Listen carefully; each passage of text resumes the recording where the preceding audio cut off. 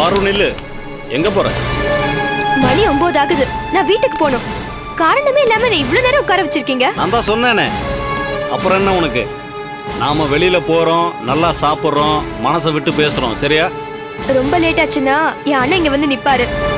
அவர் நீ ரொம்ப நல்லவர்னு நினைச்சிட்டு இருக்காரு. இப்ப நீ என்கிட்ட பேசினதெல்லாம் நான் அவர்கிட்ட போய் சொன்னா என்ன ஆகும் தெரியுமா? என்ன மிரட்டுறியா? சொல்ல என்ன ஆகுதுன்னு பாப்போம். உன் சுயரூபம் தெரிஞ்சா என் அண்ணன் உன்னை சும்மா விட மாட்டாரு. நீ வேணும்ட்டே என்ன காக்க வச்சதெல்லாம் நான் அண்ணன் கிட்ட சொல்லதான் போறேன். வரட்டும் வரட்டும். நீ என்ன சொல்ல ஆசைப்படுறியோ சொல்லு.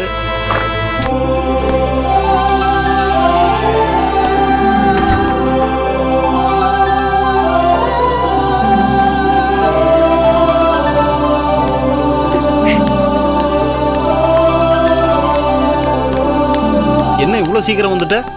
அண்ணன் உன்கிட்ட ஒரு விஷயம் சொல்லணும்.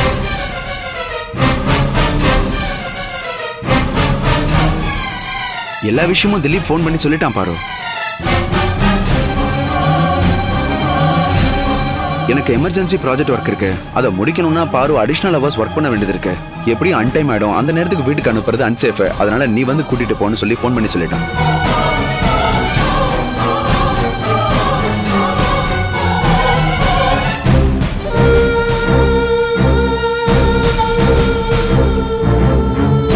சாரி பாரு, நாளைக்கு இந்த ப்ராஜெக்ட் டிசைன்லாம் ரெடி பண்ணி மும்பைக்கு அனுப்பி ஆகணும். அதனால தான் உன்னை இருக்க வச்சுட்டேன். ஆஃபீஸ்லேயே நீ தான் சின்சியர்னு நம்ம ஹெட் ஆஃபீஸுக்கு தெரியும். என்னதான் இருந்தாலும் நம்ம ப்ராஜெக்டில் காட்டணும்ல. எனக்கு அப்புறம் நீ தான் இந்த ப்ராஜெக்ட் ஹெட்டாக வரப்போகிற.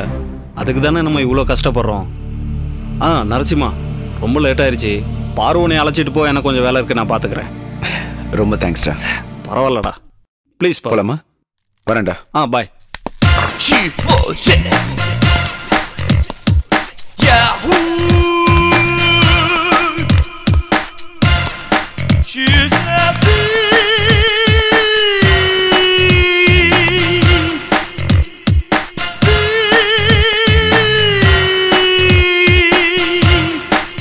ஏன்பா காதல் வந்தா உங்களுக்கு எல்லாம் கண்ணு மண்ணே தெரியாதா?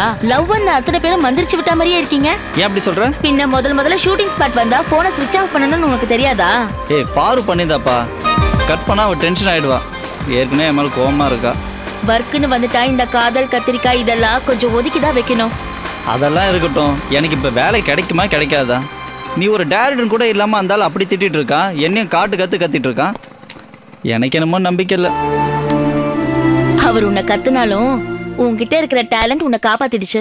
என்ன சொல்ற? ஆமா, நாளைக்கு வந்து அப்பாயின்மெண்ட் ஆர்டர் வாங்கிக்க சொல்லிட்டாங்க. So you got the job. Hey thank you Jessie. Thank you so much. சரி வா, ஏதாவது சாப்பிட்டுட்டு போலாம். எனக்கு நீ வேலை கிடைச்சு சொன்னதே ரொம்ப பசிலாம் போன மாதிரி இருக்கு. இதுவே எனக்கு ஒரு வாரம் தாக்கு பிடிக்கும். சரி நான் கிளம்புறேன். நான் போயிட்டு வரேன். Okay, take care. பை.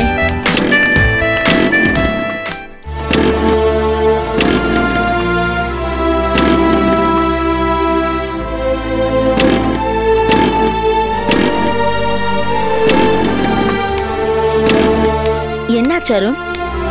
இல்ல வர அவசரத்துல பெட்ரோல் போடலன்னு நினைக்கிறேன்.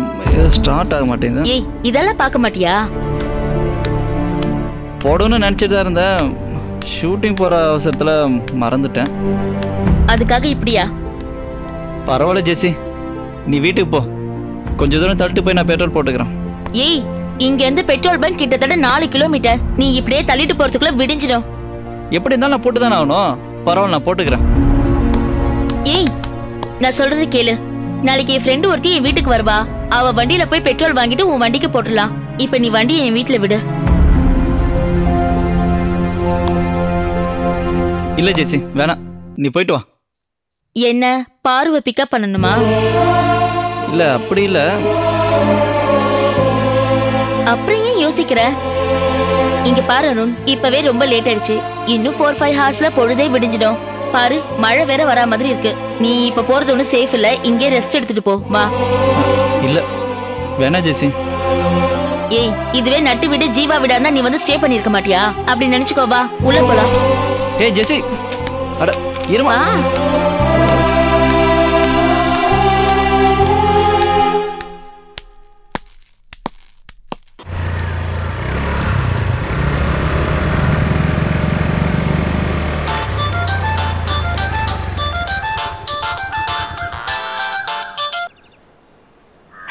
யாரு?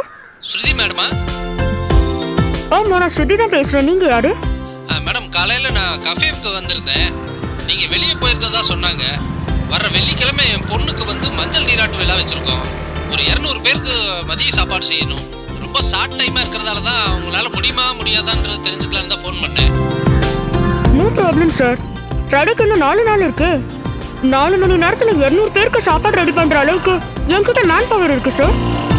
அது மட்டும் இல்லை சார், என்கிட்ட வர எல்லா ஆர்டரையும் நான் ஹானர் பண்ணுவேன். அதனால நீங்க எதுவும் கவலைப்படாதீங்க சார். நம்ம தாராளமா பண்ணலாம். Thank you madam.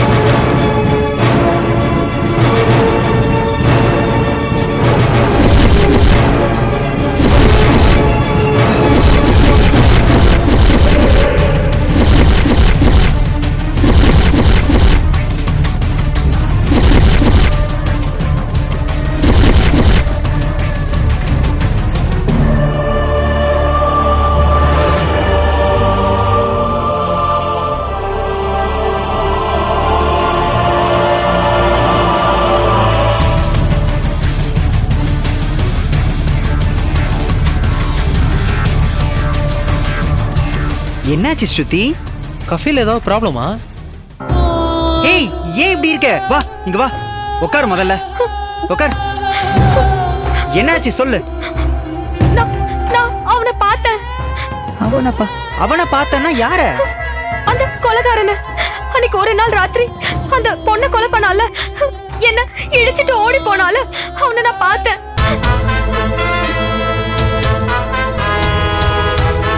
எந்த இடத்துல பார்த்த? நுங்கம்பாக்கம் ஸ்டெர்லிங் ரோட்ல. அங்க ஒரு கடையில என்னமோ வாங்கிட்டு இருந்தான். அவனை பார்த்தானா? இல்ல, அவன் என்ன பார்க்கல. நான் துப்பட்டாவால மூஞ்ச மூடி இருந்தேன். நல்ல வேலை, அவன் உன்னை பார்த்திருந்தா அவனால உனக்கு ஆபத்து வந்திருக்கலாம். அப்படின்னா அந்த கொலைகாரன் அந்த ஏரியாக்காரனா தான் இருக்கணும். ஆமா கிருஷ், அவனை நான் பார்த்த விஷயத்த போலீஸ் கிட்ட சொல்லணும். அப்பதான் அந்த கொலைகாரனை போலீஸால பிடிக்க முடியும். வா கிருஷ், போலாம். ஏய், என்ன விளையாடுறியா? மறுநாளே இந்த விஷயத்த போலீஸ்ல போய் சொல்றேன்னு சொன்னேன். நாங்க அப்பவே வேணான்னு சொல்லிட்டோம்ல, இப்ப போய் எதுக்கு சொல்றேங்கிற? சாரி கிருஷ், கூவத்துல அந்த பொண்ணோட பாடி கிடைக்குதுன்னு நியூஸ்ல பார்த்ததும் நான் போலீஸ் கிட்ட போய் இன்ஃபார்ம் பண்ணிட்டேன். என்னது?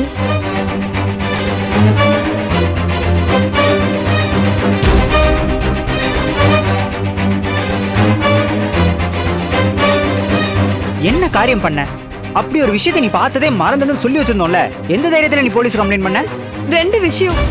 ஒண்ணு, இந்த மாதிரி கிரைம் நடக்கும்போது நமக்கு தெரிஞ்ச விஷயத்த போலீஸ் கிட்ட சொன்னா அப்பதான் ஈஸியா தப்பு பண்ணவங்களை அரெஸ்ட் பண்ணலாம். என்னடா? ரெண்டாவது, என்னைக்காவது அந்த வீட்ல இருந்து என் ஹேண்ட்பேக்கையும் செல்போனையும் கண்டுபிடிச்சு எடுத்தா நம்ம மேல தேவையில்லாம அவங்களுக்கு சந்தேகம் வரும். இதெல்லாம் நல்லா யோசிச்சுதான் நான் போலீஸ் கிட்ட போய் இன்ஃபார்ம் பண்ணேன். அதான் அப்புறம் பாத்துக்கலாம்னு பேசணும்ல, நீ ஏன் அவசரப்பட்டு போன?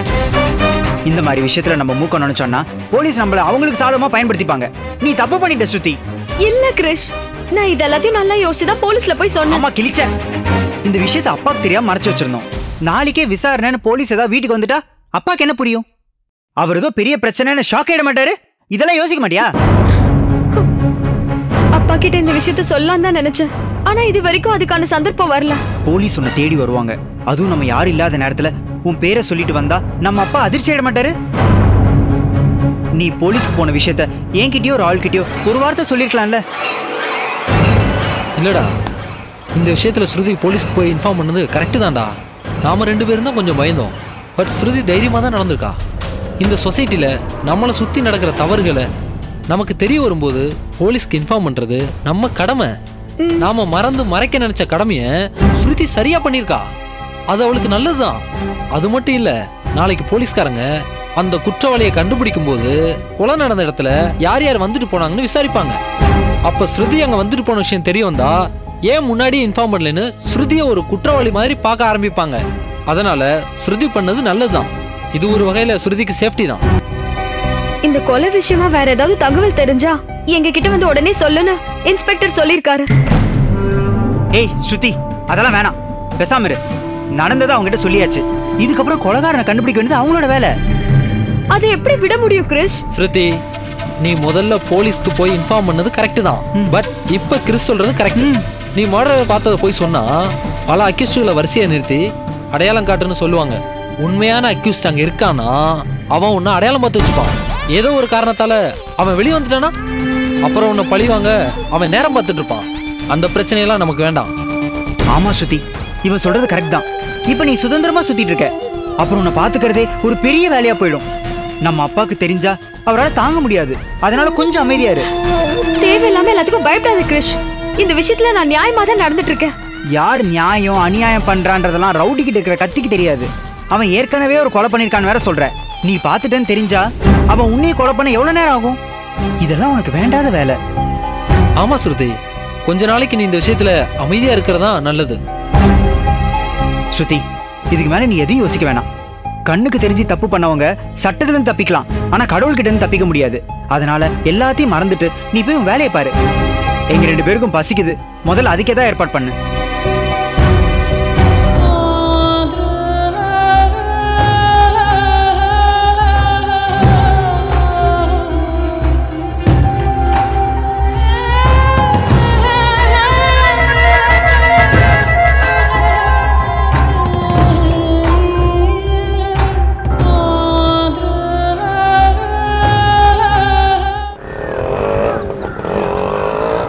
இங்க நிறுத்துங்க. வெயிட் பண்ணுங்க. சரிம்மா.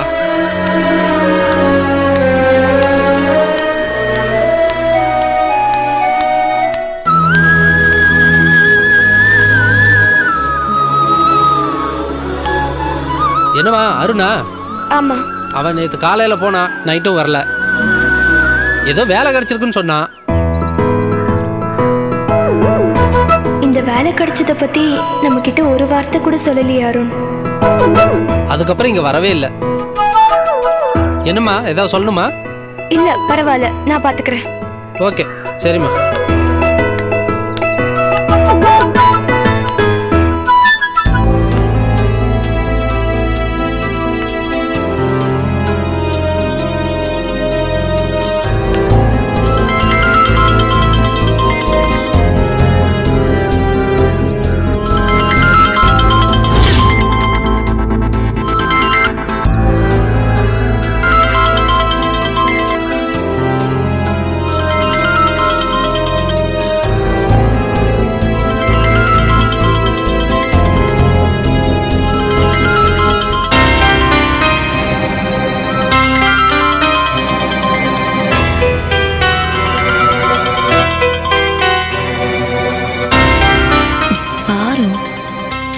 அருண் எழுந்துடுறா.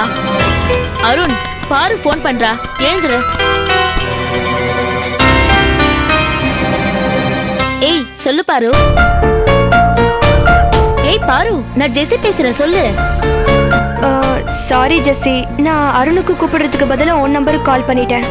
இது ஏன் நம்பர் இல்ல, நீ அருண் நம்பருக்கு தான் கால் பண்ணிருக்க. அப்படியா? அவன் செல் எப்படி உன் கைக்கு வந்தது? நேத்து நைட்டு திடீர்னு ரெக்க முழிச்சு என் வீட்டுக்கு வந்துடுச்சு. விளையாடதப்பா, நான் அருண் தேடி அவன் ரூமுக்கு வந்திருக்கேன். அவன் ரூம் லாக் ஆயிருக்கு. அருண் என்ன டூயல் ரோலா?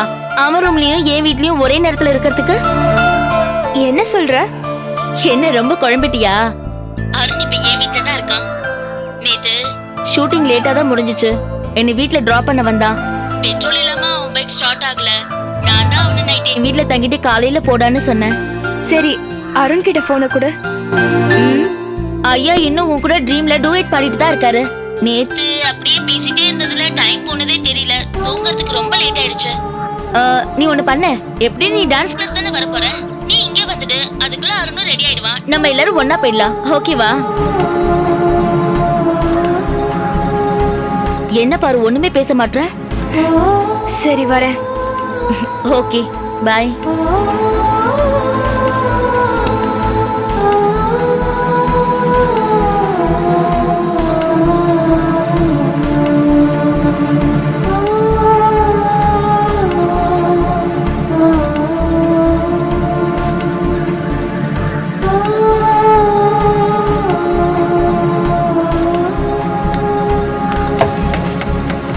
ட்ரிப்ளிகேன் போங்க. சரிம்மா.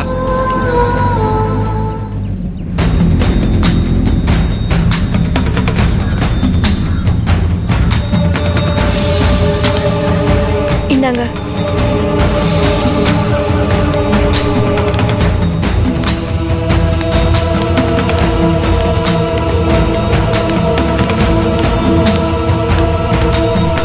அருண் தூங்கண்டு போதுண்டா, எழுந்துரு. எழுந்து சீக்கிரம் வா, காஃபி போட்டு தரேன். அருண் நல்லா தூங்குறான்.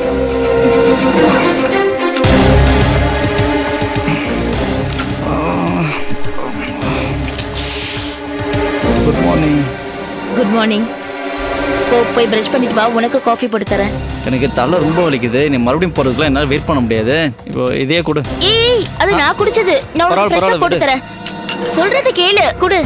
ஏய் வேணா ஜெசி. சொல்றேன்ல அருண், நான் உனக்கு ஃப்ரெஷ்ஷா போட்டு தரேன். வேணா ஜெசி விடு, எனக்கு ரொம்ப தலை வலிக்குது. ஜோ, இது எனக்காக போட்டது, ஸ்ட்ராங்கா இருக்கும். பரவாயில்ல, எனக்கு இப்போ எதுவா இருந்தாலும் பரவாயில்ல, நானும் ஸ்ட்ராங்கா தான். சொல்றத கேட்க மாட்டேங்கிற ஜெசி. ரொம்ப தலை அருண். வேண்டாம் ஜெசி, ரொம்ப முடியல எனக்கு. இப்போ இதே கூட மறுபடியும் நீ காஃபி போட்டு முடிக்கிறதுக்குள்ள என் தலையே வெடிச்சிரும். ஏய், ஒரு 2 மினிட்ஸ் நான் உனக்கு ஃப்ரெஷ்ஷா போட்டு தரேன். வேணா ஜெசி, பரவாயில்ல, அது வரைக்கும் என்ன வெயிட் பண்ண முடியாது. ஏய், சொல்றத கேளுடா. நான் வாய் வெச்சு குடிச்சேன். அது இல்லாம இந்த காஃபி ஸ்ட்ராங்கா வேற போட்டுருக்கேன். இந்த காஃபி ஸ்மெல் பட்டா என் தலைவலியே போகும். பரவாயில்ல விடு. குடுடா. இதுக்கு மேல என்னால வெயிட் பண்ண முடியாது. நீ போடுற வரைக்கும் எனக்கு ரொம்ப வலிக்குது. எனக்கு குடு. ஏன் ஜெசி இப்படி பண்ற? விடு. சொல்றத கேளுடா. பரவாயில்ல ஜெசி விடு. இங்க குடு. நான் இதே குடிச்சுக்கிறேன். நானும் ஸ்ட்ராங்கா தான் குடிப்பேன். அருண் சொல்றத கேளு. வேணா ஜெசி விடு. வேற போட்டு தரேன். இல்ல தலை வலிக்குது ரொம்ப. இது வேணாம்டா அருண், சொல்றத கேளு. ஒரு காஃபிக்கு போய் எப்படி கல்பனை பண்றான் பாரு இவன். குடுறேங்க. ஏய், பரவாயில்ல விடு ஜெசி, எனக்கு தலை. ஏய், ஐயோ. சே, டாச்சி ஃபெலோ. என்ன இப்போ உனக்கு தலைவலி போயிடுச்சா? போயிடுச்சு. ஏன் எச்சு காஃபி குடிச்சல, அதான் தலைவலி பறந்து போயிடுச்சு. இப்படி குடிக்கிறேன் பாரு.